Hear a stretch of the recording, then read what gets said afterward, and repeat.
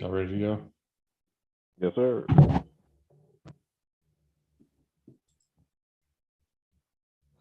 Falcons fans, what's going on? It is episode 33 of Out of Your Falcon Mind, Atlanta Falcons fan cast. I am John, your host, and we should be streaming live. Looks like we are on YouTube. Mike wrote down the wrong time, so he may or may not be joining us. I just got a text, so he might be able to join us here in a little bit. We'll see. But either way, we got Troy back on the show. What's going on, man? How's it going, fellas? All good here. Yeah, man. Chris, what's going on with you, man? How you doing? How y'all doing? So we wanted to bring Chris back to basically see what the Saints have been going on, what's been going on with the Saints this offseason, which y'all have had a fair share of news, man. It's been crazy. Yeah, pretty active. Losing a coach and not knowing who our quarterback will be, and Kamara having his little incident. So it's been pretty active. Yeah. Safe. Oh, yeah. We'll get into that for sure, man.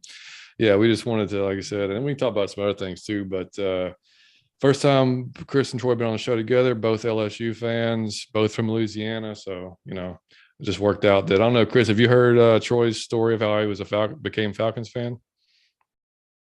No, I didn't. Troy, you can share that with him. Yeah, Chris. So I was born in Baton Rouge. Pretty much all my family is from the Louisiana area, but primarily Baton Rouge area. And we moved here when I was a kid. So a lot of my family, including my dad, went to LSU. So we were very much raised to be LSU fans. But Saints, not so much. My dad was a Vikings fan when he was a kid. Wow. But for whatever weird reason, Franz Harkin days and Purple People Eater defense, but never was really a Saints fan. So my brother and I, kind of growing up in Atlanta, adopted the home team. So we're big time LSU fans and also big time Falcons fans. So it's kind of weird combination. Yeah. Yes, it is. But I will say, I've told these guys, I'm not a Saints hater like most Falcons fans. I have that mutual respect, and a lot of my family is Saints fans. So, one of my cousins came back here a couple of years ago. We went to the game together, the Falcons Saints game. So, okay, it's funny, like not a hater like John is and Mike. Well, it's funny, man. It's funny you say that because, like, I actually hated him a lot more until I met Chris. And then because it was like I had no reason, I didn't know any Saints fans. Like all I knew was the a-holes I saw on TV, right? So yeah. And then and I met Chris, and then I'm like, man, I can't hate him that bad now because, like, I mean, friends, like, but so it's not as bad. But so we got an email, which I'll start off with that one. See, hey, Out of Your Falcon Mind, really enjoy the show. I started listening about 5 episodes ago. I'm sure you've said it on previous episodes, but how did y'all meet? I'm assuming talking about Mike and I. Love the dynamic each of you guys bring and have enjoyed the prospect episodes with Troy. Hey, there you go. Got a shout out, Troy. It's cool that y'all plug other Falcons content creators as well. Quick question, John, do you not like baseball, or that your son plays? You kind of sounded like defeated talking about the season starting last week. LOL. Also, where did you both fall on Grady? Sounded like you were okay with trading him. I personally wanted to stay. Look forward to the next show, Camille. So I think that's actually our first email from a female as well. So that's awesome. Thanks, Camille. What was her name? Camille? Camille, yeah. Cool. Yeah. So first thing, let's see. No, baseball, no. It's funny. I love baseball, actually. I probably sounded defeated because I'm not looking forward to waking up at like 5 a.m. to drive hours away to play. But no, actually, I love watching him play. It's fantastic. I'll probably shed a tear if he ever decides to hang it up. But no, yeah, it's we were just talking about the lockout before the show started and how ridiculous that whole thing is going, that we're not going to have baseball for who knows how long. But yeah, I mean, no, not at all. I really enjoy watching him play. Luckily this week we've got an 11:30 first game, so I get to sleep in a little bit on Saturday. Don't know about Sunday yet, but at least Saturday, the first week, will be good to go. But and how did Mike and I meet? We've discussed it before, but it was you have to go back and watch the very first or listen to the very first episode. We talked about how we met and everything, but basically, short story. Mike moved here from DC back in 2000. Chris, what was it? 2010, 9, somewhere around there. I think 2009. Yeah, and so we ended up working for the same college, and that's how we met. And found out he was a Falcons fan. He obviously found out I was a Falcons fan, so we just became friends, man. And we just got close over the years, and decided to start this after a couple of years of talking about it. We finally just finally just did it, and so yeah, it's been great. Lastly, where did we fall on Grady? No, I'm not okay with trading him. I don't want to trade him. Basically what I was saying was if he doesn't want to be here, then that's different. Then yeah, okay. But if he wants to be here and we can extend him, hell yeah, definitely extend him. Because I mean we're starting all over again if we with our pass rush if Grady's gone. I mean, Troy, what would you say? Yeah, it's not even starting all over. It's taking a complete wild card. And we've seen our recent track record with signing edge rushers, which hasn't worked out so well. Right. Hopefully will work out better. But I certainly don't want to get rid of him unless, to your point, he wants to leave. He doesn't want to be, of course. But I love Grady. I hope he signs for several years. Yeah, same here. Yeah, I definitely don't want to go. I was just saying, yeah, if he doesn't want to be here and we get a first for him, okay, not ideal, not what I want, but because even if you draft a replacement for him, I mean, that you're not going to live up to that standard immediately. It's going to take a couple of years, 2 or 3 years, probably to even get close to that level. So you get him a partner in crime next to him, then yeah, great. I mean, that'd be awesome. But so yeah, we'll see. But anyway, Camille, we appreciate the email, man. That was awesome. So yeah, moving on, guys. Yeah, we talked about a little bit about the MLB, the lockout, just because it's happened recently. They just basically canceled the first two series of the season. Since the three of us are all huge baseball fans, I mean, what's y'all's take on that? And we'll move on to some football. Troy, you want to go first? Yeah, I think it's ridiculous. I think that baseball needs to be, and I'm not one to take money out of anybody's pockets. I don't care how rich supposedly someone is, millionaires, billionaires, whatever, but they need to understand that the game of baseball is quickly losing interest. I mean, it's taken basically until now for fans to come back after the 94 strike. And, all you hear about is how slow the games are, how long they are, how boring it is. They need to figure out ways to grow the game, and going on strike and, delaying the season or canceling the season potentially is not the way to grow the game. So I think it's insane. Yeah. Chris, what about you, buddy? But just to piggyback off what Troy just said, it's crazy, man, to go on a strike right now. Because like I said, we just starting to get, because after the pandemic, fans started to ramp back up, try to go to the games because they missed the game. So I think it's crazy to go on strike right now and still stay on strike. Yeah, I mean they're so tone deaf, man. They couldn't even. They had a chance to be like heroes during the pandemic as far as coming back. They couldn't even do that right. And then now, I mean, Manfred's got to be the worst GM in all of sports, man. Yeah. I mean, I don't know. Yeah, I don't know anybody. I mean, I'm a small business person. I could probably do a little bit better job. I mean, like, because it's literally just boils down to talking and having common sense. And I mean, like what the players are asking for is nothing that's just just nothing that's crazy unreasonable. It's just it's a fact that the middle of the road players' salary over the last 5 years or whatever, I think not even 10 years, has declined. So when record profits are going on, but the salaries are going down, I mean, like, of course you're going to want to get right. So I mean, it just didn't make any sense at all, man. That's baseball was my first love as a sport. I mean, so like it kills me that they're doing this, man. That's all you're going to see all of a sudden. Though, like steroids can be like, no, y'all go ahead. We don't see anything. That's kind of what happened coming out of '94. That's what kind of led to the whole Mark McGwire, Sammy Sosa era, and they're going to have to do that again. Drum up that interest. This pisses me off, man. You're missing Trout, Acuna. I know he's hurt, but I mean, like Tatis, like all these players that are just now, like Acuna, Tatis, Guerrero up in Toronto, like all those young guys. Those are the guys that are igniting all the fans back in, like the young kids back into baseball. So I mean, like everybody loves Freddie, but like even my son, like Liam, he wants an Acuna jersey. He loves Freddie, but like he wants Acuna jersey or Ozzy or somebody. So like all those, it just sucks, man. I mean, they got to figure this out. They got to realize that, if they didn't learn from the NHL a few years ago when they striked, right? I mean, like that's already a pretty low bottom of the end, like as far as in America, like sport, right? So, and that hurt them bad. So, like, I don't know. We'll see. There's gonna be a lot of pissed off fans when we come back. Oh yeah, most definitely. So, yeah, I mean, I'll be one of them. I'm not gonna be running out, to be honest with you. I mean, I'll be a little butthurt about it. I mean, I'll probably still watch it on TV, but yeah, whatever. But all right, so moving on to some Falcons. So y'all probably saw earlier in the week, Steve Weiss, I think it was NFL Network, came out with some comments that said the Falcons want to re-sign CP. That's kind of one of their things. They want to extend Jake. They want to extend Grady. And they don't really want to touch Matt's deal unless they just absolutely have to. So they don't want to extend him, which we've talked about, Troy, I don't know how many times on the show. So first off, CP, yeah, I mean, that's great that they want to resign. I hope it's I hope it's a decent deal for, I mean, obviously, he said on Mike Rostring's on the From the Perch podcast, I think it was earlier this week, that he wants to obviously be here, but he's not going to, he's got a family to look out for as well. So he's not going to just, take whatever the Falcons offer him.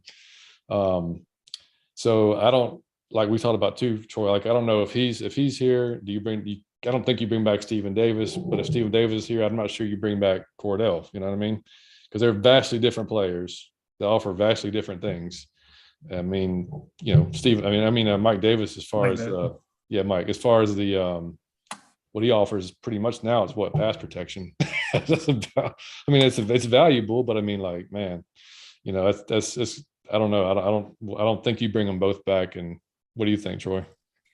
No, I guess in a perfect world, I would re-sign Cordell and get some kind of slasher speed back late in one of the later rounds, if that were an option. Yeah. But they're two kind of, I don't even want to say similar, but I would much prefer CP over Mike Davis. Oh yeah. Yeah. Yeah, for sure. Because you kind of have to sign Cordell Patterson back because he was the center of your offense the whole season. So. Oh yeah. No doubt. Yeah, and that's the biggest thing is, I mean, and there's other guys in the draft that, I mean, I think we're going to sign a receiver in the draft just because, like we talked about, our receiver room is basically one dude right now. So I mean, we're kind of, and that's not including Calvin. So I mean, and I think it's still more likely he gets traded, even though again that came up, and again they said there have been no changes. So that's great, but there's got to be some changes in the next week or two. I mean, like, free agency starts in T-minus 14 days, right? So yeah, I mean, he's got to let them know something, I mean, like, what we talked about before, they probably do know behind closed doors. They're just not saying it out loud, I would think. But and we didn't, man, Chris, we haven't really thought about that since you got any thoughts on the whole Calvin thing?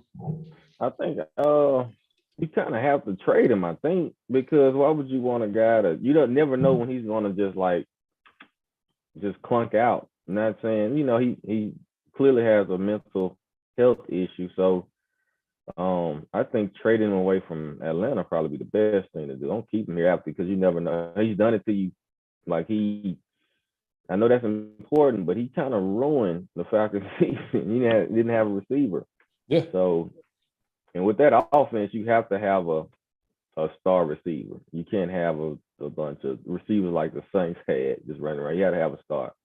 Yeah, no, I agree. And I mean, we said 100 times, like, hope he's getting, hope he gets the help that he needs. Hopefully he's, getting better. But yeah, if he doesn't, and he's not the perfect receiver for what Arthur Smith's offense is either. Mm-hmm. Really, he's not that, that guy. But, who knows, man? He could end up, I mean, if it's a Patriots trade or a Philly trade, I mean, I hope we would get a first round pick for him. I don't want to go in the second round, but I mean, if that's what happened, he's definitely, to me, if he's healthy, he's definitely a first round. Oh, no doubt. He's worth it, but teams may be scared to even touch him. Like, they'll take him, but not for a first round. Maybe a second, third. Yeah, like, because he. Yeah, I know, and I mean, I hope it's a first, but yeah, I mean, realistically, it may end up being a second, and then we just got to deal with it. But yeah, and as far as extending Jake and Grady, that's awesome. That's good news. I mean, like I said, we were just talking about it, but if that's in the plans, then fantastic. Get Grady extended. Jake, one of the two guys on our offensive line that we can consistently count on. So that would definitely help alleviate a little bit of cap space as well. So we'd be, better there. And then not touching Matt's deal, which we went back and forth on. I mean, I'm fine with that too. I mean, I'm good without. I don't want to necessarily dump more money into it unless it's like a small type of thing that they do. But yeah, I mean, if they can just find ways around that, because he said it wasn't. I think Terry's words, it wasn't a problem. It was a challenge that they had to fix, or find ways around. So it kind of leads me to believe, though, they're probably looking to draft a QB this year. One of them. I just kind of, I don't know. I mean, it just felt that way. I don't think they'll reach, and he did say that too. Terry said at his press conference or whatever yesterday in Indianapolis. He said, and he said, look, we're looking for a succession plan at every position, which is great. Of course you are, but you're really and he said, you get in trouble when you reach, and that they'll add a QB at the appropriate time. Well, I mean, it's almost that time. It's either this year or next year for the most part. If you're not going to extend him, I mean, then you're going to be, he's got 2 years left. So coming up. But yeah, I mean, like I said, I'm cool if they leave it and don't touch it. I mean, what do you think, Troy? I mean, I think that you definitely don't want to extend him for too long. I mean, if he were, I know we talked about it, like you said, a million times, but if you're willing to take a pay cut, not that I'm asking that or expecting that, but if you were willing to, great. That would obviously help the team out, but he certainly doesn't owe us that. But yeah, I wouldn't extend him, I wouldn't extend him at all, honestly, but I'm fine leaving it as is, like I said. Yeah. I mean, it's not like we're expecting to contend for the Super Bowl this year, right? So, I mean, no.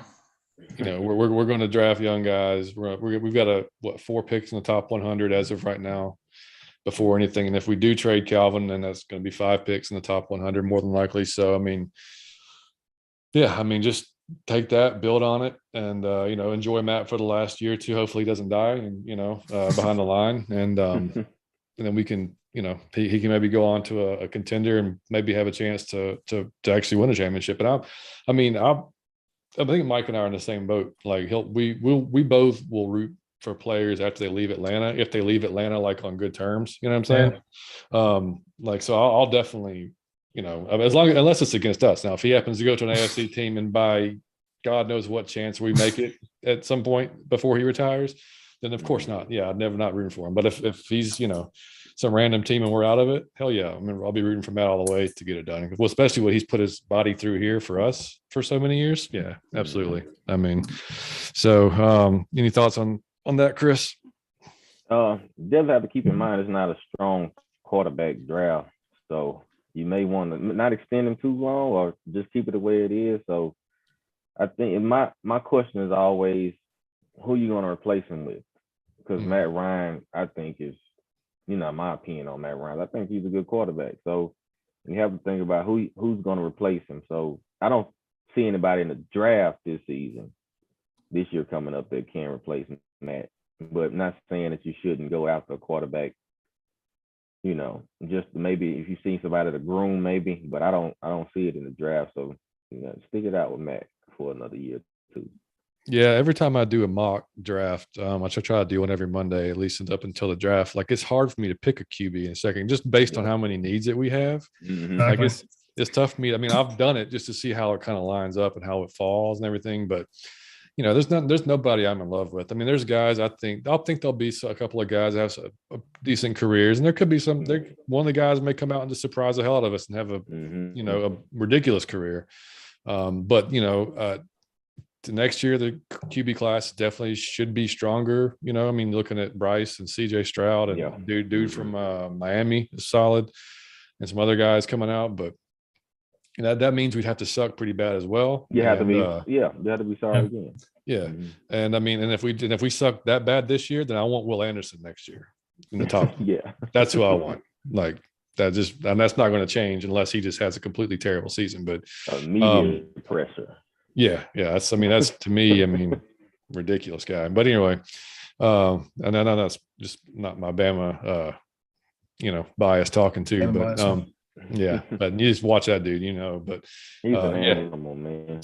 He's a beast. Yep. Yeah, and to be that young, it's crazy he wasn't eligible. Yeah. He's 18, man. Grown ass man, dude. But yeah, Yeah. So yeah. Anyway, and Ritter, that's the guy that keeps getting brought up. I mean, I wouldn't. He may be somebody that sits behind him and for a year or two. I mean, like I definitely, and it's listening to Arthur talk. He definitely sounds like that's what he wants is to have somebody and then sit behind Matt for a year, kind of like Mahomes and Alex Smith, and it makes sense. Yeah, for sure. Because you definitely want somebody to who wouldn't want that, sit behind Matt and have to get that knowledge for a year or so. And Matt's not going to be like Favre or Aaron Rodgers. Like he's going to be open arms and like, he understands it. So he'll be a professional about it. So yeah, I mean, we'll see what happens. Chris, we haven't talked about it. What's your thoughts on Malik Willis, man? Malik Willis, man, he seems like he could be special. His combine is going to be big. His pro day is going to be big for him. So we get a chance to see. I just saw he's going to. Yeah, no, I just saw that he's only going to throw at the combine. Okay, that'll be big. So see if he can make every throw. Mm-hmm. We know he can move around in the pocket. So he may pick up some draft stock, man, in this combine. I think he will. I think it'll be fine. Yeah, I do too. We've talked about it before on the show. It seems like, and I mean, I've seen now reports now. Like I forgot who it was that did a mock, but he didn't believe that any quarterbacks should be drafted in the first round this year. I have a hard time believing that, just because based on the teams that need it. Yeah. I mean, that really need a quarterback, and I mean, you know how it is. If one team kind of gets a sniff of that team may draft a quarterback and they go ahead and pull the trigger, then that just creates that just creates a whole landslide behind it. So that's whether or not the Saints, yeah, exactly. Pat Mahomes, we were supposed to get Pat Mahomes, and Andy Reid snuck in, picked the forward, and grabbed him. Thank you, Andy. Jesus, that would have been terrible for us. But and then one other weird thing I just saw earlier today. He says the Giants are exploring the trade possibly for Saquon Barkley. Wow. So and the couple of GMs that actually called to ask about it said that they were wanting basically a first round pick for him. So in our position, I don't think that's a go, just because we need to use our first round picks. But I don't know, as another team, I don't know if you would. It's tempting, but it's also not, because of his injuries and what he's been through the first 2 years. But he's also had a terrible line and no offense whatsoever. So I don't know, man. I don't. Falcons, no, I wouldn't do it. But other teams, I don't know. What about you? What do you think, Chris? No, definitely no for the Saints. And as a running back, I don't think they'll get a first round pick for him, because he's a running back. Yeah. And he's had the injuries. He can run, but I don't think he's a first round trade guy. And the Giants look like they're blowing the team up. So I see they got rid of Rudolph earlier. So I guess they're gonna build it around Daniel Jones, man, and see what they can get with him. I guess, man. I don't know. I mean, and I was surprised. I mean, I saw he was on, and I guess it's because he's still on his first deal, but he's only due $7 million this year. Yeah. So that's not terrible at all for if he was able to, recreate what we think Barkley should be as a running back, then that's not that bad. But I mean, it's definitely taking a risk, though. Like you said, I don't know that you're gonna get a first round pick out of him. No. Yeah, but some of the other stuff that Fontenot said yesterday, nothing really. I mean, that's the thing about Arthur Smith and Terry Fontenot so far that we know is, I mean, they're not going to give you any groundbreaking information, which most coaches and GMs really don't. They're going to tell you kind of the basic stuff over and over and over again. But the one interesting thing was, I mean, Arthur did say, if someone gives you an offer, you can't refuse. Matt knows how we feel about him. Matt's got a lot of good football left in him, but he didn't close the door to saying we wouldn't trade Matt if an offer came through that was just amazing. So now maybe there's a team out there that, you have to have the cap space, you have to have the ability, and obviously we'd have to. I mean, if you make that decision this year, then clearly you're drafting a quarterback and you're throwing him in the fire, and that's going to be a disaster. So I still think he's the quarterback this year. I still don't believe he'll be traded this year. Maybe next year. Terry Fontenot may do us a favor and send him to New Orleans. He'll take him. Man, I tell you what, dude, I don't know what would happen. I literally I don't think not, he wouldn't be able to play a game here. He not in a Saints uniform. Somebody would take him out probably before. man. I couldn't. I don't think I could watch it. I don't think I could see it. Like it would seem so. Oh man, that'd be like, I don't know, man. It'd be like Breeze wearing a Falcons uniform, or yeah, that'd be horrible. I'd vomit. Exactly, man. Yeah, I mean, but he said basically he wants a team that can continue to compete. So with that, we want to help our roster this offseason. We want to also need to look at the future, but we want to have balance with that. So, and he said, we want to have our cake and eat it too, which is great. Yeah. I mean, I'd love to, be competitive and, build for the future. That's what everybody wants to do. Ideally, but it's not necessarily the most, realistic thing in the world. I mean, we're not bare bones. We've got good players and in certain positions that we have to just build on. Like, we got AJ, we've got, and then I don't know. I heard an interesting thing today too, that Mike Rothstein talked about with Aaron Freeman on the Locked On Falcons podcast, of the thought that not bringing back Foye but bringing back Dion and moving Dion back to the middle linebacker position. And I mean, I haven't thought about that option at all, because I just thought like. And Chris, I don't know how much you watched Dion on our team last year, how much Falcons you watched at all, but he definitely fell off. I mean, like, I don't know. And it looked to us more like it just seemed like he just didn't want to put in the you used to seeing Dion go 100 miles an hour every play, right? He just looked uncertain, unsure of himself. So right.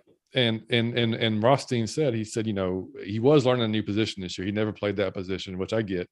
But a lot of times it was just like, it seemed like, I don't want to take on this block, or I could probably fight or blocks you've seen him fight through. He just didn't do it anymore, and it was just like he made a business decision, you know what I mean? And several times throughout the season. And so, I mean, but the problem with is if you trade him is like, he's due like 10 million, I think it is, somewhere around there. So, I mean, that's a healthy contract to trade, especially coming off a season where like everybody's talking bad about him. So he may not be the most attractive dude to take on for $10 million. I mean, you'd have to sell it, whereas he was learning a new position and was uncomfortable, but he's still Deion Jones, that type of thing, and hope that somebody goes for it. But I mean, if you don't sign Foye and you get a linebacker in a draft, you move Deion back to his more, I guess, comfortable position. I mean, that's not the worst thing. I know Pease likes a bigger middle linebacker, just historically, that's what he likes. But I don't know. I don't guess I would hate it, because I still want to see I still want to see the best in Deion. Like, I still want to see that he can still produce, but I don't know. What do you think, Troy? I mean, I don't like the idea of not bringing back Foye at all. If that were the trade out, then don't sign me up for that. But I do like the idea of Deion going back to his natural position, because you're right. I mean, he clearly fell off, and I guess I'm kind of a Deion guy, so I'm trying to defend him. But I like to credit that for the reason, but I don't know if that's it or not. Like you said, he did seem kind of disinterested. I don't know if he was just protesting or what, but I would like to see him become the Deion that he was 2-3 years ago. Yeah, Chris, what do you mean? What do you think? Moving from middle linebacker to outside linebacker, middle linebacker, he's used to being covered up by the D tackle, taking on those blocks, and outside linebacker, you have to take on all those blocks. And Deion has always been undersized. Right. Even coming from LSU, he was always undersized, but he could run. Yep. So you taking on those blocks for Foye to make the tackle, that's not fun. So you have to want to do that to be out there. So I don't think he really wanted to be out there. No, you're right. Yeah, I totally agree. And I mean, the problem is if you sign Foye, you don't find a trade partner for Deion, then Deion's almost has to be in that position, because Foye is not playing. That will linebacker. He's not. He's going to be playing middle again. So and the fact that he understood and was, I mean, he's a smart dude. I mean, and that's what the P's defense is not apparently easy to learn. So, I mean, he's one of the guys that kind of, he was out like kind of a coach on the field type of guy, even though as young as he is, like he seemed to get it, and that's why he, P's trusted him with it. But so who knows, man, we'll see what happens with it. But there's like so many moving pieces. It's crazy. But yeah, nothing else really came out of that press conference really that was, like I said, mind blowing. He said that he thought Fontenot said that there was value top and throughout the draft with wide receiver, which there is. I mean, Troy, we went through wide receivers. I mean, it was, yeah, you got your Drake Londons and Jamesons and, Garrett and Olave, whoever you want to put up there, Traylon Burks.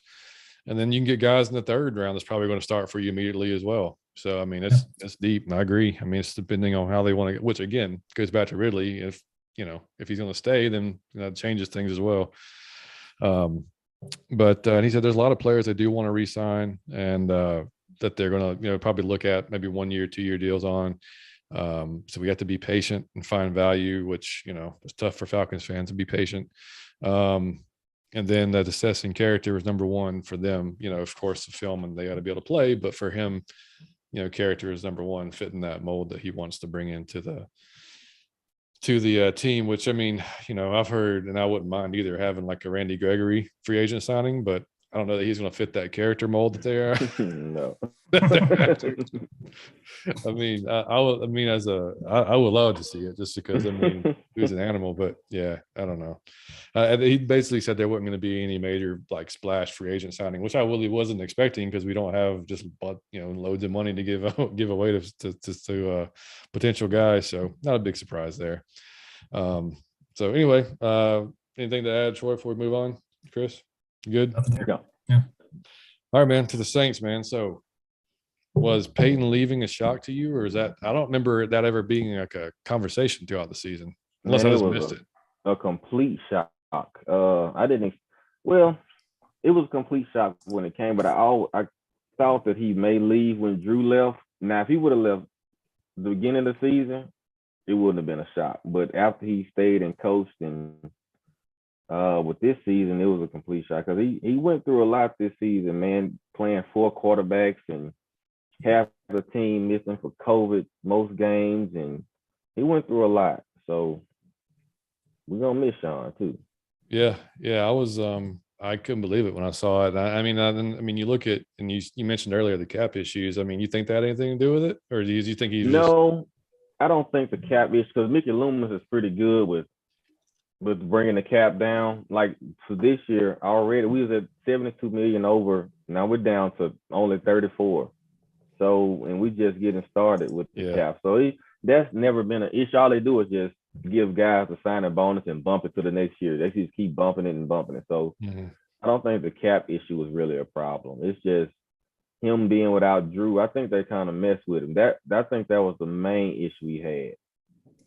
Kind of that Belichick Brady relationship. They were together forever and had a lot of success together.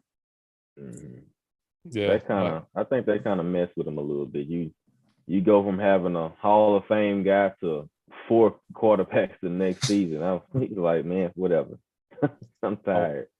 I wonder if Jameson doesn't get hurt and still has a decent season, if he comes back. Because I mean, like, he was playing pretty well. You know what I mean? He was. Yeah, he was. And I hope we sign him back. If we can't get Russell Wilson or Aaron Rodgers, I hope we get Jameis back. I think Jameis is ready, I think. If you get Aaron Rodgers, we're going to do an emergency podcast. Come on with us. I'll just sit here with Mike, and we'll just cry, and Troy can come on. We'll just all cry together. You can laugh at us. Jesus. So Chris, are you saying that Taysom Hill's not the guy? I don't think so, Troy. He's a great athlete.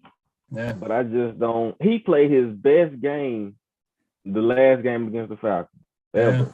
Yeah. I've never seen him throw the ball that well. And then he breaks he has a Liz Frank injury in the middle of the game. So I just don't think, especially with Pete Carmichael taking over as his offensive coordinator, I just don't think. I actually think we may trade him or release him before the free agency start. You think go ahead, Troy. Well, no, it seemed like Sean Payton was pretty much big on him and kind of pushed for him over the years. But I don't know how everyone else feels about him. Do you think he's got the ability to be like a Debo Samuel CP type of guy, or you don't think he's got that type of skill set? He could. I don't think as the receiver position, but as an H back, as a moving from there to a motion tight end or something, he fits well in that. He's like we talked earlier. He's what Tebow should have been. Right. Yep. So I've said the same thing. Yep. Yeah, he's what Tebow should have been. So you keep him in the game because he's a threat.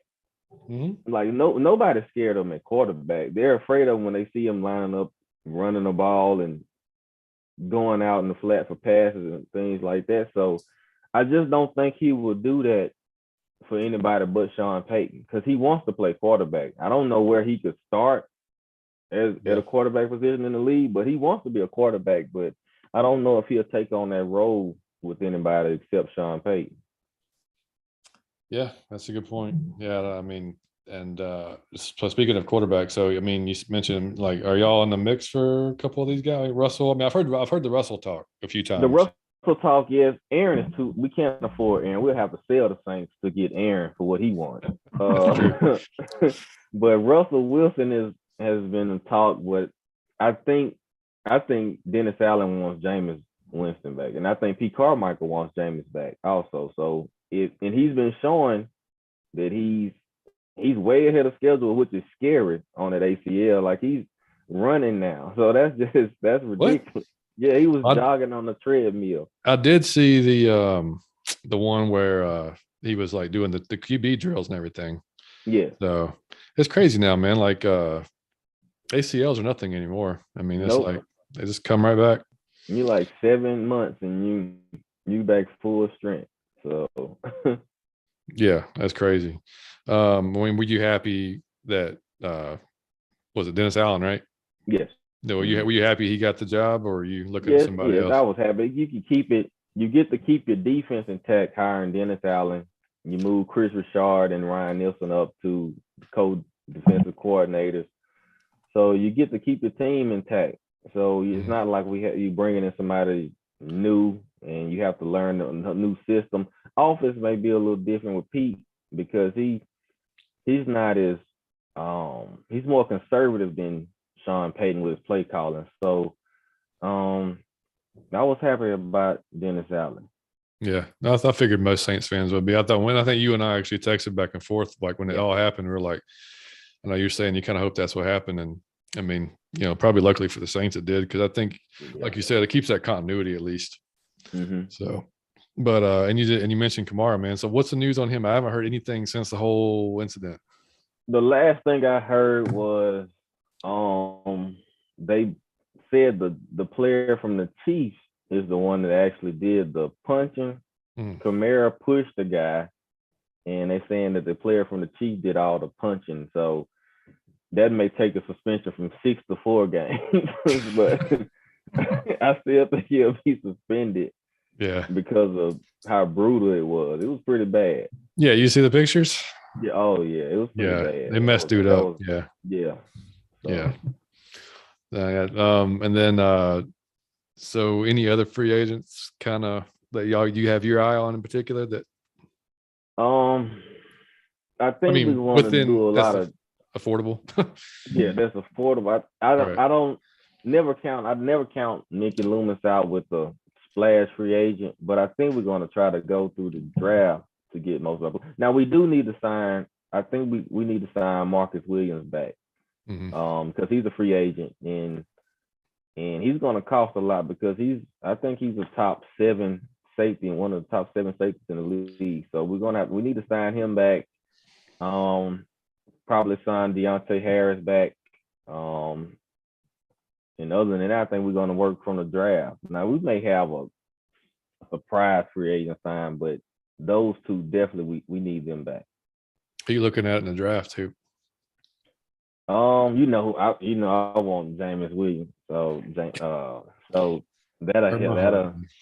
But I think we're gonna go. I think we probably stay Ohio State and go Chris Olave. So or Gary Wilson first. Yeah. So keep the tradition going with the Buckeyes, and probably we need some. I want Sean Ryan too if he's there in the second round, the big guy from UCLA. Mm-hmm. If he's around, because we need our guard play was kind of bad last year. We know a little bit about that, yeah. Yeah, our guard play was bad, and he could actually play tackle. Because Armstead is a free agent, our left tackle, and he stays injured so much. Mhm. So, and Ramchak has a incentive in his contract if we move him to left tackle. So we make a move him to left tackle and bring in Sean Ryan or somebody like that and put him at right tackle. So I think we need O-line and receiver. Yeah, we need that. We need that and a few other things. But I mean, the guard position, yeah, Jalen Mayfield, we've been through that with Jalen Mayfield. Yeah, quite a bit. Don't want to go through that again. Even in the mock draft, the third round I have is getting Brian Robinson Jr. I know that'll make you feel bad. Also. It won't change anything. I mean, like, it's ridiculous. The Alabama players keep going. Roman Harper, I think, was the first one that went there, and I was like, man. And he had an amazing career there. And that's another thing. That's another thing. Like, I can't not root for the guy. Like, it's just, it sucks, man. And then, well, I mean, it's kind of the same thing with you, with like we said before, like with Debo and stuff like that. It's like you don't hate the guy, right? It's like, I can't root against Debo. I want to see him do well. Y'all may draft Darius Stingley. That'll really make me sick. But yeah, and I was going to ask you about that actually. So he had the Liz Frank too, right? Yes. Mm-hmm. Yeah. So I think he'll be ready for his. He's not going to run for the combine, but he's going to run for his pro day. So I think he's fine. Yeah, so with knowing that, so you feel comfortable taking him at like 8 if it was you, and like just based on even with that injury? Okay. Yeah, because he's generational, man. He's very good. Like Orgeron used to brag about him when he was in high school. When they brought him in high school, he's like he wish he could put him on the field that Saturday, and he was still in high school. So you pair him up with AJ Terrell. Now you just need somebody on the interior with Grady to help. Right. So he'll have his growing pains at corner, but I think he'll be fine. So long term though, his injury problems don't scare you, because I feel the same way. Like, I love Stingley, and I think he's probably the best upside player of the entire draft if he stays healthy. But his stays healthy are what worry me. I kind of think he had that injury, but I kind of think he was shutting it down kind of early anyway. I said the same thing. It was like a kind of convenient way to opt out on a really bad team, knowing that he's top 10 draft picks. I thought the same thing at the time. Yes, he really could have just set out that last season, the whole season. That's what Jamar Chase did it and worked out just fine. That was Jamar Chase did. He set out the whole season. Yep. Yeah. So like I wonder if I don't get him, but yeah. I mean, I wonder like if we go that direction at 8, and assuming we don't trade back out of 8, but if we stay at 8 and say like, Sauce is there and Stingley is there, then I mean, I personally I love Sauce. That's just me, just because I've just watching the dude a few times and then going back and watching film on him. Like, you don't see big corners like him move like that typically. Move like that, yeah. I mean, he is like just smooth, fast. He'll come up and hit you. Like he's got a lot of those just kind of, and I heard an argument the other day on the Twitter Spaces that came out. I don't know who it was, but basically brought up an idea is like you don't want to they would not go Sauce or Stingley at 8 because the value's not there. So basically saying like, it's great you'd have number one, like basically 2 number 1 corners, but you don't have 2 number 1 wide receivers, right? So the second corner is going to be guarding his value is wasted guarding. Good point. Very good point. He needs to be a number 1. He needs to be guarding the number 1. Right. So I get. I never thought about it that way. I get it, but I also know that like now, at least nowadays NFL, like you kind of have 1A and 1B with a lot of teams now. Like with a lot of teams. Yeah, like I mean, sometimes you've got a slot guy that's better than some other guys. It just depends. I mean, so I don't know. Like I think if they're going to go BPA and the pass rushers are gone, the thing is that the pass rushers are not going to be gone. There's going to be a top notch pass rusher there at 8 too. So it's just going to be dependent on which direction they feel they want to go in. Yeah. Right. I mean, if it's I would love to have Kyle Hamilton like over pretty much everybody, but I think he's gone before 8. because I think I don't know Yeah. what you think, Chris, but I think like I told Mike last week, because, Mike doesn't keep up with any of the college players. So I'm trying to teach him on some. Yeah. But I said, man, I think he has the potential to have that Sean Taylor impact, not be Sean Taylor, but like, had that to be, because he is that game-changing safety, man. One of the few that we've seen over the years. What do you think? Same thing? Yeah, he's real good.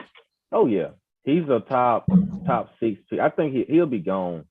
I think before he gets to and even if he's there when y'all pick, I don't think y'all will grab him, because you need a pass. You need a pass rusher bad. So y'all may need to grab the best pass rusher available, but not reach. You know what I'm saying? So I think a safe pick would be Sauce or Derek or Stingley. So I think that'll be a safe pick. Yeah, that's my thoughts. I like Ojabo a lot. I don't know if I like him at 8. I know he's got a high upside, but I don't think he's one of those guys that's like an immediate impact type of guy. Like, I think he may be somebody that's going to have to, you may see that benefit in year 2, year 3. Develop, And I don't know that you're going to see. I loved Karlaftis. I don't know if Karlaftis fits like our scheme per se, like the 3-4. Like, he's a big dude. But he kind of fell down the boards, I think, a little bit. Yeah.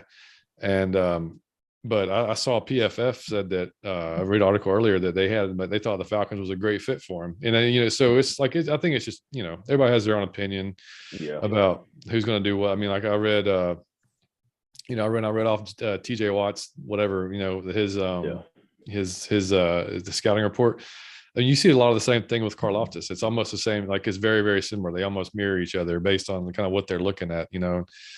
So who knows, man? I just, I definitely don't want to reach for, I love Keanu Neal, but I thought when they took Keanu Neal at 18, I was like, whoa, you could have probably got him at about 40. You know what I mean? You could have. You really could have. Yeah.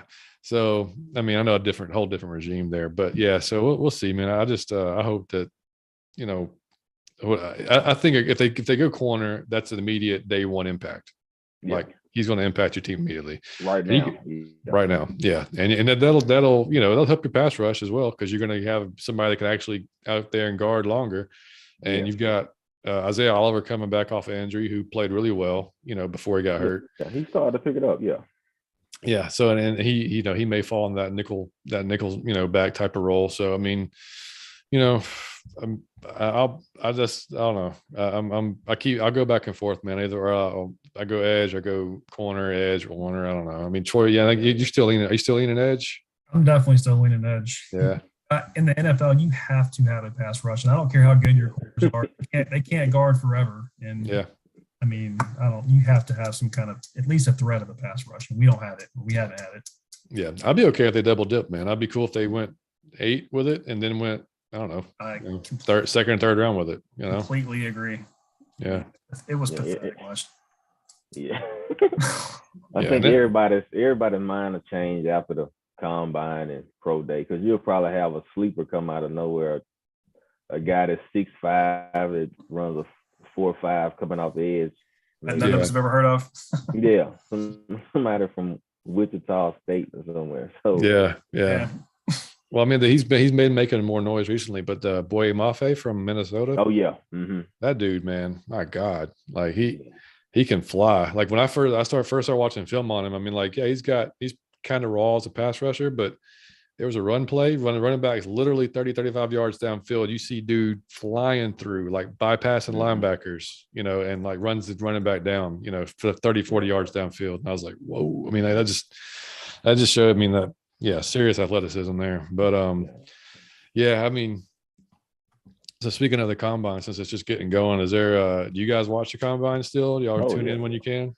Oh yes, I watch it. Troy?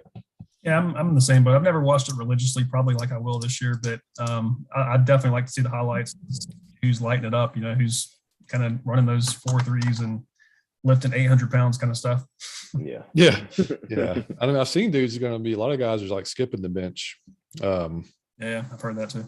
Which, that's, whatever. It's that's not the, I mean, I understand the point of the bench press, but because you're just seeing raw strength. But I mean, it's not it doesn't just relate 100% to It doesn't to translate over to the field. Yeah. no, no. It's like, I mean, cool, man. You did it for 40 times. That's awesome. I mean, we've seen dudes bench 40 times and suck. Brady Quinn. Brady Quinn. Yep. Like what? And we've seen dudes that have little hands that, like Joe Burrow goes to Super Bowl. Yeah. So Yeah. a lot of that stuff doesn't matter. A lot of the No, I just like to see metrics in the drills, and especially with DBs and receivers. I just like to see them in drills and see how they break out, and because it shows a lot with the DB is where his eyes go. I like to see that. So that's pretty cool. Yeah, I agree. I like the receivers. I like the DBs. I like to see how quick they can how they can create separation. Mm-hmm. How fluid are their hips? Can they change direction? All that stuff. I mean, that's I like watching all that. I like the 3 cone. I think with the D lines probably I like that because pretty cool. Yeah, because you see those big boys, see how really agile they are with that one. Yeah. That's probably the most important one for them. In my opinion. Oh yeah. But yeah, so I mean, it kicks off I think tomorrow evening, right? Afternoons when it starts. I know all the interviews started. The interview started yesterday, I think, and I think they start getting active tomorrow. Yeah, I saw that they said that Jameson actually said the Falcons were the first team that he talked to today. Yeah, and yeah, so that made me a little bit giddy inside. But you also have to remember that they're going to talk to everybody, and that's what cracks me up because you look on Twitter and it's like everybody's retweeting like, oh, they spoke to this guy. Well, of course they did. They're going to speak to almost everyone that they're somewhat interested in. Like this, that's their job. Round, so yeah. Yeah. So I mean, he's going to talk to a lot of folks. And then Mechie said, it looks like Mechie's going to be good to go by the time spring or by the time training camp starts because they said he's recovering well. Mm-hmm. And I think he's going to be a steal for somebody, man. Right around the third round, maybe. That's what I'm thinking. With coming off his injury, I think he's going to be a sleeper. Third, fourth round would be a great pick. Yeah, because he does everything. He blocks. I mean, he's got great hands. Runs a great route runner. I mean, speed. So. Mm-hmm. Yeah, we talked about it last week. I mean, he kind of got overshadowed, obviously, by Jameson being just world class speed and pay the top off type of guy, but. I mean, I think he was second in yards after catch last year, in all of college football, and to not be a big guy. I mean, that's, but I mean, it depends on, I guess, which mold do you want? Because you've got the Drake Londons and the Treylon Burks and all have the big Julio Jones type receivers. And you've got, you've got guys like, Olave's not that big, Garrett Wilson's not that big, right? I mean, he's 5'11". Yeah. Yeah. He's not big at all. Yeah. And dude, I really like, man, Chris in the third round or the fourth round too. Wandel Robinson from Kentucky. Oh yeah. Mm-hmm. Love that dude, man. Yeah. That's like just playmaker written all over. He's kind of like that. Reminds me of Tyreek Hill. Oh yeah. You know what I mean? Mm-hmm. Like you could use him just like that. Yeah, he'll be a steal too. He'll be a steal. I like Treylon Burks, man. I think he'll be gone before the Saints pick, but I like him. Because the receiver room is kind of heavy this year, which is good for us. You can really get you some good receivers in the third and fourth round. Yeah.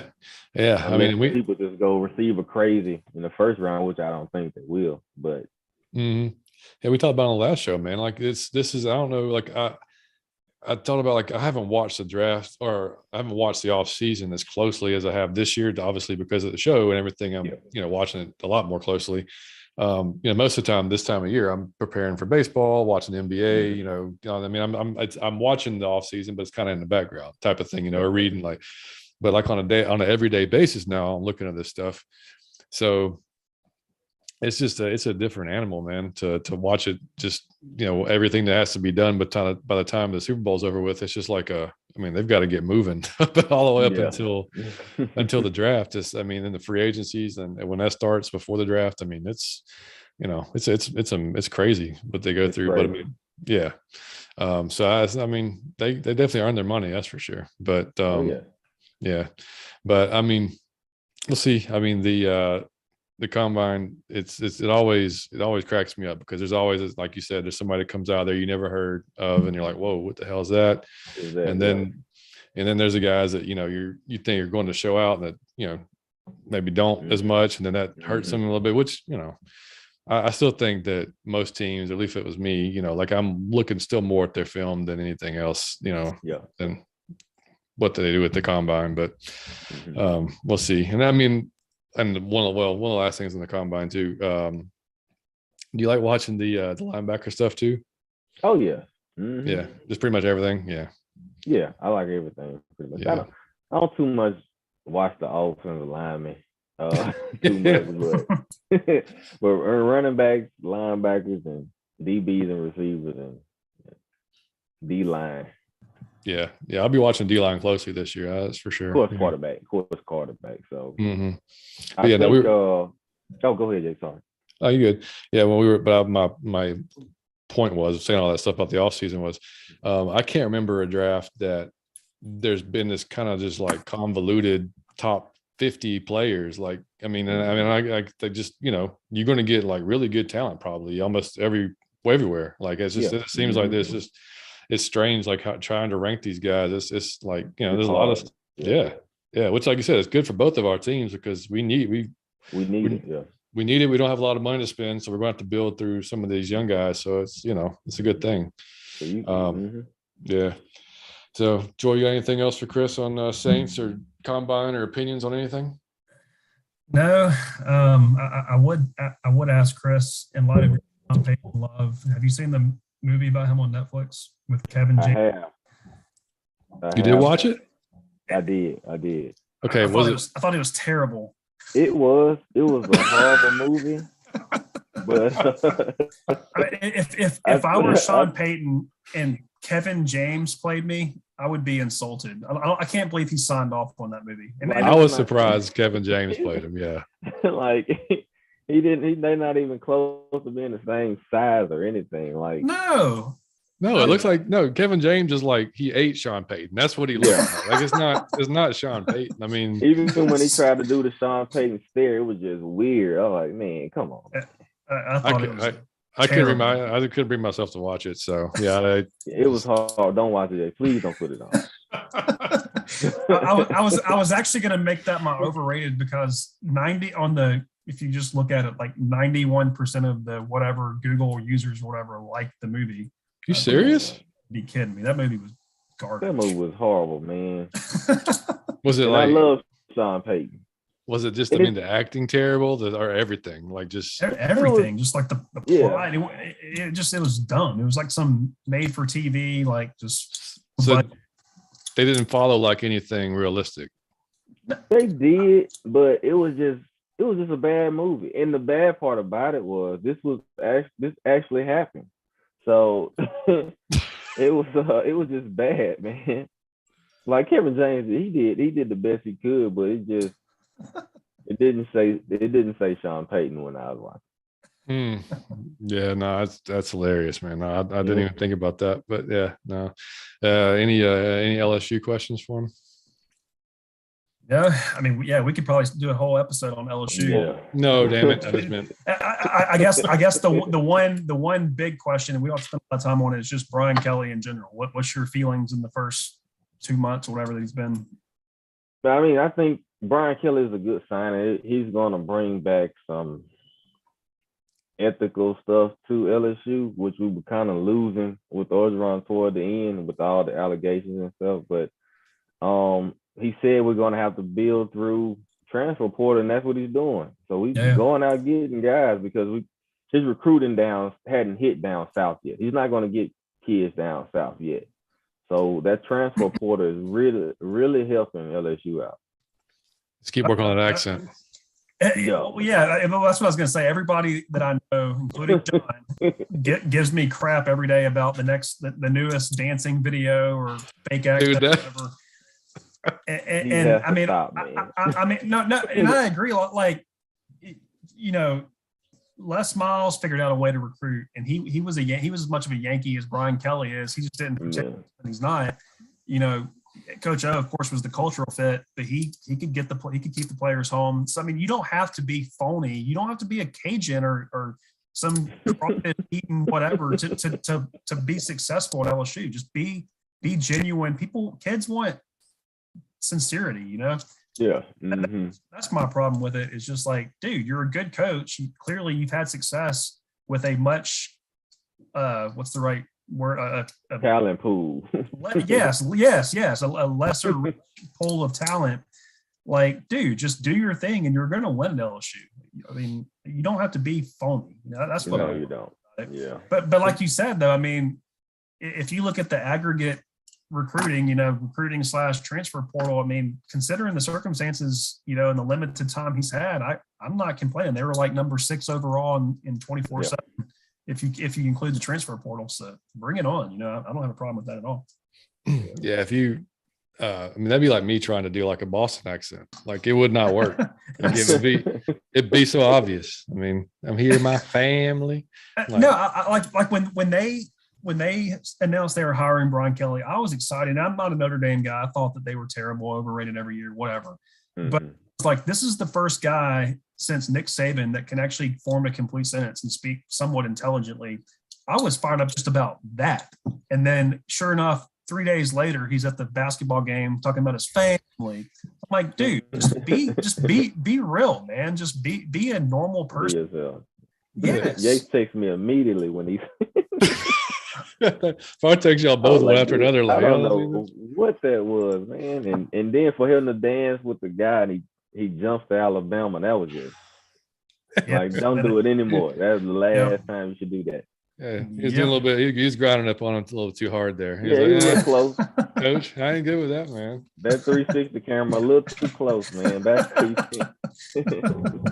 now, that's the shit. Like you would never see Saban doing that shit ever.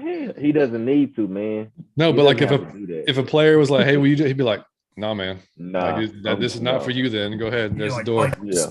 Excuse me. Say what now? Yeah. What are you asking me to do? Exactly. I don't think a player would ask Nick Saban to do that. No, yeah. They'd be scared to ask Saban. Yeah. No, I do think it was a good hire, though. I agree with you guys. I think he'll if he can recruit at Notre Dame. I know Notre Dame's got the history and all that stuff, but like if he can recruit well there, like he did, then you're going to get some players, no doubt about it. Which, like I've said before, like my buddy who's a huge Miami fan, like I want Miami to be good again. Like I want LSU to be good. Like I want those those teams that are like historically good to be good. Like I like Tennessee to get a little bit better. You know, Florida State to come back. Like, you know, there's no need. Like Miami, Florida State needs to be like appointment television every year. Yeah. You know what I mean? Like it used to be. And LSU, Alabama needs to be the same way. You know what I mean? And Alabama, Tennessee the same way. But so I hope all these programs kind of rebound. I mean, just to see that competitive football, like more competitive football again. But we'll see. So all right, we'll move on to underrated, overrated. Even though Mike's not here, we'll carry on for him. Anybody want to start off? Joel, you want to start off? So I already did my overrated, which was the Sean Payton movie, and I don't know that I would say that was overrated. I can't even believe. Well, technically, if it's got 91% approval, apparently that's overrated. According to Google rankings, a lot of people like that movie. I don't. Real. So my underrated. All you hear about right now is inflation. You know, gas prices are out of control. The prices are going up. So my underrated is Mexican restaurants that have free chips and salsa. I'm not sure I'll truly believe in inflation until Mexican restaurants start charging you for chips and salsa. But until they do, then my family of 4 is walking out of there for like $20. Chips, salsa, 16 tacos. Ready to go. Yep, exactly. Waters. Fall waters. No cervezas. Chris, you want to go, man? You want me to go? My overrated, man, is since I'm getting older, and I just turned 37 a few days ago, is birthdays. Oh my God, birthdays are so overrated, man. It's I'm with you, dude. I don't want to think about my birthday. 4-0 last month, man. Wow. Doesn't even seem right. I went in we were cleaning out our closet the other day, mainly because half our closet fell off the wall. No shit, just came out the wall. People before us that lived here didn't know what a stud was, so they just screwed everything into the wall. So it just drywall. I mean, it just literally just fell on the damn floor. So anyway, I found my my Letterman's jacket was in there from high school, and it still fits, you know, because I'm big. I was a skinny dude then, so like it, but it is so it actually probably fits better now. But I was like, man, it's you know, seeing that 0-0 on the sleeve, I was like, it's impossible. Like, how am I 40? Why is this happening? Like, I don't, why, you know.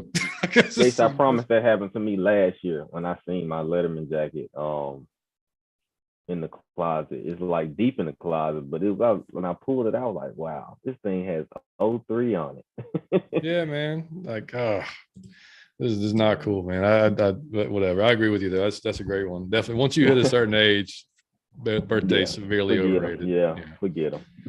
Did you got underrated or just overrated? I just did an overrated this time. All right, so I'll go overrated for me. Hospital like TV shows, like Grey's Anatomy and like ER, like all that shit. Like, and it's because I mean, like Amanda used to watch Grey's and she stopped watching it after because she just got tired of it too. Well, like, are they still going? Are they like season 34 or something? Probably. I mean, like I just like if I'm watching a TV show, like if I'm gonna, like, number one, I don't want to see like death and unless it's like an action type of thing. Like I don't want to see like somebody got a disease and they're like, you know, on their last leg, and like I don't want depressing, like, you know, like This Is Me. Have y'all watched This Is Me or whatever? Well, This Is Us. This is Us. Yeah. Have y'all watched that? We have, yeah. Okay. You willingly did it, or you just did it because your wife was doing it? Oh no, it wasn't willing. No, okay, all right. That's my wife. Okay, yeah, it wasn't willing. Yeah, all right. I mean, Chris, have you? No, I have not watched. Yeah, see, like I mean, like Amanda doesn't like that stuff, luckily. So I mean, it works out for me. But like I don't want to watch stuff and be depressed and like it's cry. a depressing show. Yeah. Show. Like if I'm watching like a, you know, like again, like I'll just take Peaky Blinders for instance, because so if somebody dies in a show like that, or like, you know, something, I mean, I'll get sad about it, but the whole show is not revolving around it. You know what I'm saying? Like, it's just, I don't dig that at all. Was freaking hospital shows. So John, I just looked it up. Grey's Anatomy is still going on season 18. Wow. What? Apparently so. Never wow. Going 18 seasons, but apparently people were still watching it. My God. Well, I'll do underrated too. And I don't know if it's underrated or not. I honestly don't know because it's been out for a little while now, but underrated cold brew coffee, if y'all like coffee and you do, like, it's less acidic.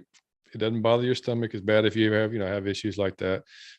It actually has more caffeine in it, and it actually has more antioxidant level in it, higher antioxidant level.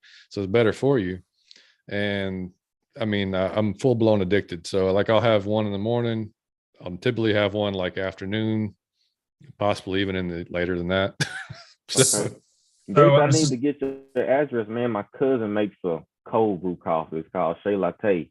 You serious? And I could send you some, man. It's I'm not a coffee drinker, but it's has a pretty nice smooth taste to it, and it's non-acidic and everything like that. So yeah, we just started making our own because it was it's not cheap either. You know, you said if you so like you can get them at, like, we started getting them at, you know, we get the bottles of it or whatever, but that adds up. So we got on Amazon, you can get like this big ass, I don't know, jug type looking thing, like 2 gallons basically, and you can brew you just brew it at home, you know, and it'll and it's fresh for like a week, you know. So we'll save a lot of money doing that alone. But that's definitely, man. I'll send you that because I'd love to try it. Oh yeah. So this is my ignorance talking, but my wife loves iced coffee, right? Mm-hmm. And we have a machine that makes espresso shots that you can then make iced coffee. You know, I put ice and milk and whatever, and it becomes like an iced Starbucks or whatever. Is that the same thing as cold brew, or is it something else? Like, what is cold? Different. That's different. It's different. Yeah. So iced coffee is basically, it's brewed hot, and then they just put ice in it. Just put ice in it. Yeah. Yes. Yeah. That's not. So what is cold brew? What is that? So cold brew is actually brewed cold. I mean, not to say it like that, but basically, I have to show you the thing that we got, but it's just like this glass 2-gallon thing. It's got a little dispenser on it or whatever. The filter that comes with it, you put the filter down in it, you pour whatever grinds what you want into it, and you have to let it sit for, I think, 24 hours, something like that. And it just, and then you take the filter out, remove it, and you got your coffee, you got your cold brew. So it's just brewed cold. It's the only difference. And it's just, it's way less acidic, way less. And acidic. you have to have some kind of contraption to brew. Just a jug, man. Yeah, like we did. Like if she likes iced coffee that much, she'll love cold brew even better because it doesn't have there's not a hard bite to it. It's smooth. I mean, it's interesting. I'll send you the link. Yes. I'll send you the one I got because it's definitely she'll love it because that's what I'm trying to avoid is some other new machine because we some fancy whatever for her espresso shots. I don't want that. But if you can kind of brew it out of the same type of coffee machine and just whatever. Yeah, dude, it's not even a machine. It's something you literally just pour water into. Send it to me. Yeah, because I think it was $40. Yeah. Send it to me. Yeah, if y'all are going out for like iced coffee, they'll save you a ton of money. Yes, that's what we're trying to do. That's what. Let me rephrase. That's what I'm trying to do. I'll tell you what. Last week after you did the underrated hot tub, I immediately went to Amazon and looked at the Coleman hot tubs. I'm telling you, man, it is so worth it. I'm as cheap as they come, and I would do it again in a heartbeat. Yeah, Chris, man, Troy said underrated was a hot tub because he got a Coleman, like the blow up hot tubs, and he was an inflatable hot tub. They're a fraction of the price of a real hot tub. They're about as redneck as they come, but dude, it's the best investment we've ever made. Wow. Okay. Well, guys, if y'all don't have anything else, we can wrap it up. Y'all good? Anything to add? Yeah, I'm good. Cool. Yeah, enjoy it, Chris. Go Tigers. Go Tigers. Yeah, so hopefully Mike will go ahead and say it with us, man.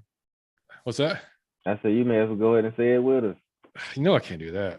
Okay. I can't do that. I try. I respect it, but I can't say it. But all right, guys. Well, yeah, Mike will be back next time. He'll write down the correct time for the show next time. Okay.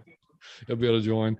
But Chris, we'll have you back, man, probably maybe after the draft, so we can go over both teams and see, how we think our teams did in the draft and go over that free agency and whatnot. And then, so guys, to get in touch with us, you can email us, atlfalconfancast@gmail.com, like Camille did. We appreciate the email, Camille. You can watch us on YouTube. You can listen to us on anchor.fm, Spotify, iTunes. If you listen to us on either one of those, you can leave us a 5-star review. We greatly appreciate it. If you're on iTunes, we will read that review out on the show, the next show, whenever we get it. And then lastly, if you want to, I already said YouTube, so we're good. You can follow us on Twitter at Out of Your Effing Mind, just F in mind. And then I just created a Facebook page. We had a group page. Page is much easier to manage, so we just do the page. So you can actually just search Out of Your Falcon Mind and like the page, and we'll normally post the shows on there and just start interacting more on there as we get it more full of people. So anyway, we appreciate y'all listening to us very much, and we will be back in a week. Troy, you and I need to jump on probably. We got safeties, we got O-line. And is that it? I think that's it. Punters and kickers. Oh shit, no. Long snappers. Yeah, we'll mention those guys. We'll read their names out. Yeah. But now, we got O-line and the safeties left, so we'll tackle that probably next week or so. And then, like I said, we'll get Mike back on here, and then ready to rock. So, guys, Out of Your Fucking Mind, episode 33. We appreciate you guys, and we will catch you all next time. All right. Thanks for having me, guys.